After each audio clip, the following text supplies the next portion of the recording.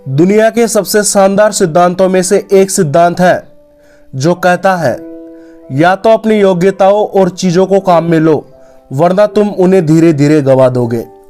या तो तुम अपनी योग्यताओं और चीजों को काम में लो वरना तुम उन्हें धीरे धीरे करके गवा दोगे। कोई व्यक्ति शरीर से ज्यादा शक्तिशाली होता है क्योंकि वह अपने शरीर को काम में लेता है। वह शक्तिशाली होता है क्योंकि वह अपने शरीर से कड़ी मेहनत करता है। कोई व्यक्ति शरीर से कोमल होता है क्योंकि वह अपने शरीर का कम इस्तेमाल करता है। आप किसी मजदूर के शरीर को छू के देखें और आप किसी शानो शौकत ऐशो आराम से रहने वाले व्यक्ति जो शारीरिक कार्य बहुत कम करता है के शरीर को छू के देखें, आपको अंतर साफ साफ दिखाई पड़ेगा। आपको एक और उदाहरण देना चाहूंगा। जो व्यक्ति अपने दाएं हाथ का प्रयोग ज्यादा करता है उसका दायां हाथ ज्यादा मजबूत होता है और जो व्यक्ति अपने बाएं हाथ का ज्यादा प्रयोग करता है उसका बायां हाथ दाएं हाथ से ज्यादा मजबूत होता है। आप सब जानते हैं कि जो व्यक्ति लेखन कार्य के लिए अपने दाएं हाथ का यूज करते हैं उन्हें बाएं हाथ से लिखने में बहुत कठिनाई होती है और जो व्यक्ति लेखन कार्य करने के लिए अपने बाएं हाथ का यूज करते हैं उन्हें अपने दाएं हाथ से लिखने में बहुत कठिनाई होती है। लेकिन जानते हो क्यों? क्योंकि जो जिस चीज को जितना काम में लेता है उस चीज की कार्य क्षमता उतनी ही बढ़ जाती है। हम जिस चीज की प्रैक्टिस करते हैं उसमें बेहतर बन जाते हैं और जिस दिन हम प्रैक्टिस करना बंद कर देते हैं उस दिन से हम उस कार्य में कमजोर होते जाते हैं। आचार्य चाणक्य बताते हैं कि जिस प्रकार अपच होने पर खाना खाने से खाना विष के समान नुकसान देता है, उसी प्रकार किसी भी प्रकार की विद्या, टैलेंट या काबिलियत हो, बिना अभ्यास के वो भी जहर की भांति हानिकारक होती है। प्रयोग में लो अथवा गवा दो का सिद्धांत कहता है कि तुम अपनी जिस काबिलियत का प्रयोग जितना ज्यादा करोगे तुम उसमें और काबिल बन जाओगे और अगर तुम अपनी काबिलियत का प्रयोग करना बंद कर दोगे तो तुम एक दिन नालायक बन जाओगे। इतिहास भरा पड़ा है ऐसे उदाहरणों से कि कई व्यक्ति जो किसी समय अपने क्षेत्र के शिखर पे थे, कई क्रिकेटर, कई गायक, कई कलाकार, ज्ञानी तथा विद्वान जो किसी समय अपनी काबिलियत के लिए जाने जाते थे, आज उनका कोई अता पता नहीं। क्यों? क्योंकि उन्होंने खुद को प्रो समझ लिया था और अपनी काबिलियत का इस्तेमाल करना कम कर दिया था। और कई लोग जो उनसे कम जानते थे उन्होंने अभ्यास कर करके खुद को इतना काबिल बना लिया कि आज उनकी जगह इनका नाम चलता है। जो अपने आप को जितना काम में लेगा वो उतना ही काबिल बन जाएगा। पुरानी कहावत है जो इस बात पर पूर्णतः लागू होती है कि सोना जितना तपेगा उतना ही निखरेगा। इस बात को समझाने के लिए मैं आपको एक कहानी सुनाना चाहूंगा। बहुत समय पहले की बात है। भट्टोजी दीक्षित नाम के गुरु थे। वे संस्कृत व्याकरण थे जिन्होंने सिद्धांत कौमुदी नामक महान ग्रंथ की रचना की थी। आपकी जानकारी हेतु बता दूं, व्याकरण उस व्यक्ति को कहा जाता है जिसे व्याकरण का बहुत ज्ञान होता है।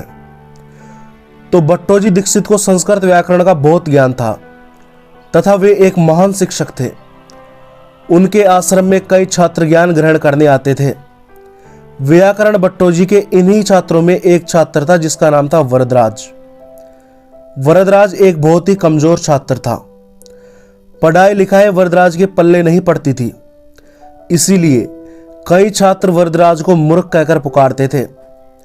आचार्य भट्टोजी ने वरदराज को खूब पढ़ाने की कोशिश की लेकिन उन्हें निराशा ही मिली। वरदराज बार बार असफल हो जाता।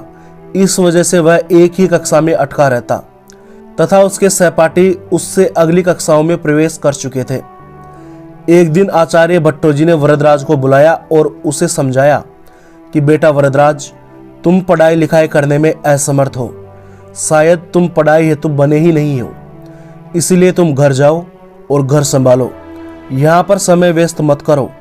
यह सुनकर वरदराज को बहुत दुख हुआ, मानो उसके पैरों के नीचे से जमीन खिसक गई हो। आचार्य ने वरदराज को विदा किया। वरदराज दुखी मन से घर की ओर लौटने लगा। गर्मी के दिन थे। चलते चलते उसका गला सूख गया। पास में ही उसे कुआं दिखाई दिया। वह कुएं के पास गया तथा रस्सी से पात्र को बांधकर पानी निकालने लगा। तभी उसकी नजर कुएं के किनारे के पत्थर पर पड़ी जो थोड़ा कटा हुआ था। कुएं में से बार बार रस्सी से पानी खींचने की वजह से कुएं के किनारे वाले पत्थरों पर निशान लग जाते हैं। तब वरदराज ने विचार किया कि रस्सी इतनी कोमल है, पत्थर इतना कठोर है, लेकिन रस्सी बार बार पत्थर से टकराती है, नीचे जाती है, फिर ऊपर आती है तथा बार बार यह प्रक्रिया होने पर घर्षण के कारण एक कोमल रस्सी भी पत्थर को चीर देती है। तो अगर मैं बार बार अध्ययन करूं, कई बार भूलने पर भी ना रुकूं और निरंतर अभ्यास करूं, तो क्या मुझे याद नहीं होगा? वरदराज के इस विचार ने वरदराज को बहुत मोटिवेट कर दिया तथा उसके अंदर दोबारा अध्ययन करने का उत्साह जोश भर दिया। उसने पानी पिया।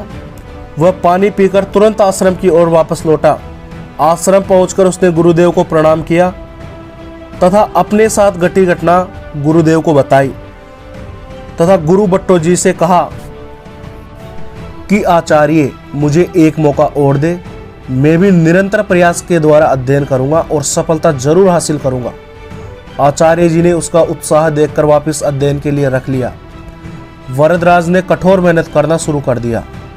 वरदराज ने अपने दिमाग का प्रयोग करना शुरू कर दिया और प्रकृति का सिद्धांत कहता है, जिस चीज को काम में लोगे वह और शानदार बन जाएगी। जिस चीज की जितनी प्रैक्टिस की जाती है उसमें उतना ही निखार आना शुरू हो जाता है। वरदराज के साथ भी कुछ ऐसा ही हुआ। उसने अपने दिमाग को प्रयोग में लेना शुरू कर दिया, जिससे धीरे धीरे वह एक महान विद्वान तथा व्याकरण के प्रखंड पंडित बन गए। यह एक हकीकत घटना है, न कि कोई काल्पनिक। आगे जाकर वरदराज ने व्याकरण के 3 सर्वश्रेष्ठ ग्रंथों की रचना की, जिनके नाम थे मध्य सिद्धांत कौमुदी, लघु सिद्धांत कौमुदी तथा सार कौमुदी, जो कि उनके गुरु भट्टोजी द्वारा लिखित ग्रंथ सिद्धांत कौमुदी पर आधारित थे। इसे कहते हैं प्रैक्टिस की ताकत। यह शाश्वत सत्य है कि आदमी जिस काम की जितनी प्रैक्टिस करता है वह उस काम में उतना ही महान बन जाता है, और इसका उल्टा भी उतना ही सत्य है। आपके पास अभी जो भी है उन्हें काम में लेना शुरू करो, वरना आप उन्हें भी गंवा देंगे। आप अपना लक्ष्य हासिल करना चाहते हैं, लेकिन आपके पास बुद्धि, ज्ञान तथा संसाधनों की कमी है। कोई बात नहीं, आप सिर्फ काम को शुरू करो। जब आप एक बार अपने काम को करना शुरू कर देते हैं और उन चीजों की चिंता करना छोड़ देते हैं जो आपके पास नहीं है, तथा उन चीजों के साथ लगन के साथ कार्य करते हैं जो आपके पास हैं, तो धीरे धीरे आपको वो चीजें भी मिलना शुरू हो जाती है जो आपके पास नहीं है। जब आप एक बार अपने काम को शुरू कर देते हैं और उन चीजों की चिंता करना छोड़ देते हैं जो आपके पास नहीं है, और उन चीजों के साथ में लगन के साथ अपने कार्य को करना शुरू कर देते हैं जो आपके पास में है, तो धीरे धीरे आपको वो चीजें भी मिलना शुरू हो जाती है जो आपके पास नहीं है। इसीलिए जो आपके पास है उसका उपयोग करना शुरू करो। अधिकतर लोग जो गरीब होते हैं वो सोचते हैं कि मेरा फैमिली बैकग्राउंड अच्छा नहीं है, मेरे पास पैसे नहीं है, मैं अमीर बनना चाहता हूं पर काम धंधा शुरू करने के लिए आवश्यक चीजें नहीं है। एक पढ़ाई में कमजोर छात्र कहता है कि मैं क्लास में टॉप करना चाहता हूं, लेकिन मेरा दिमाग कम काम करता है। लेकिन मैं इन सब बातों के लिए एक ही बात कहना चाहूंगा कि आप अपने आप को काम में लेना शुरू करो। जो आपके पास है उससे शुरू करो। एक बात याद रखना, जो व्यक्ति अपने लक्ष्य प्राप्ति हेतु उन चीजों का अच्छे से प्रयोग करता है जो उसके पास है, तो भगवान उन्हें वो चीजें भी उपलब्ध करा देता है जो उनके पास नहीं है। इसीलिए जितना है उसके साथ ही शुरू कर दो। जितना कर सकते हो उतना दम लगाकर काम करो। बेशक एक दिन आप खुद अनुभव करेंगे कि प्रकृति का यह सिद्धांत 100% काम करता है। तो मिलते हैं नेक्स्ट वीडियो में एक और नए ज्ञान के साथ में।